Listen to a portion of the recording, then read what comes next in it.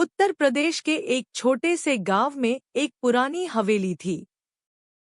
लोग कहते थे कि वहां रात में अजीब आवाजें आती हैं, जैसे कोई धीमे धीमे रो रहा हो।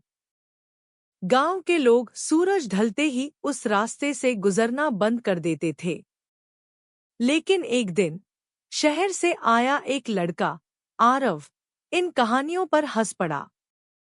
भूत प्रेत कुछ नहीं होते, उसने दोस्तों से कहा। साबित करने के लिए उसने तय किया कि वो रात में हवेली के अंदर जाएगा। आधी रात का समय, रात के ठीक 12 बजे, आरव हाथ में टॉर्च लेकर हवेली में दाखिल हुआ। दरवाजा खुद ब खुद चिर्रर की आवाज के साथ खुल गया। अंदर घुप्पा अंधेरा था। दीवारों पर जाले लटके थे और फर्श पर धूल जमी थी। अचानक ऊपर की मंजिल से किसी के चलने की आवाज आई। ठक ठक ठक। आरव का दिल जोर से धड़कने लगा। कोई है? उसने कांपती आवाज में पूछा। कोई जवाब नहीं।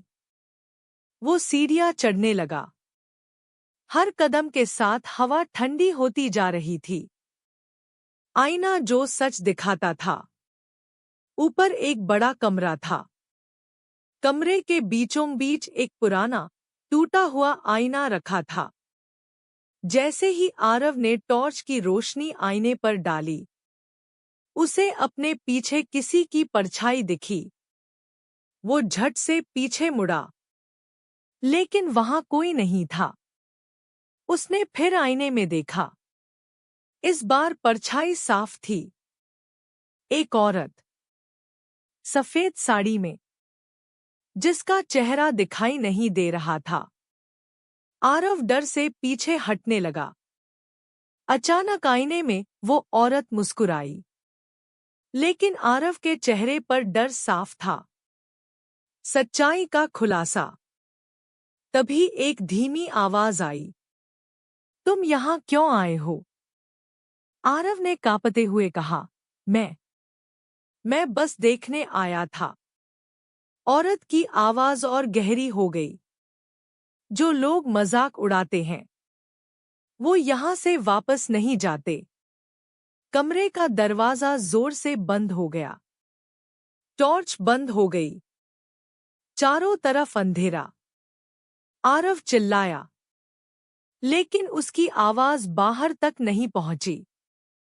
अगली सुबह गांव वालों ने देखा कि हवेली का दरवाजा खुला है। अंदर सिर्फ आरव की टॉर्च पड़ी थी। आरव कहीं नहीं मिला। और कहते हैं, अब आधी रात को हवेली में 2 परछाइयां दिखती हैं। एक सफेद साड़ी वाली औरत और एक लड़का, जो शायद अब भी बाहर निकलने का रास्ता ढूंढ रहा है। क्या तुम कभी उस हवेली के पास जाओगे?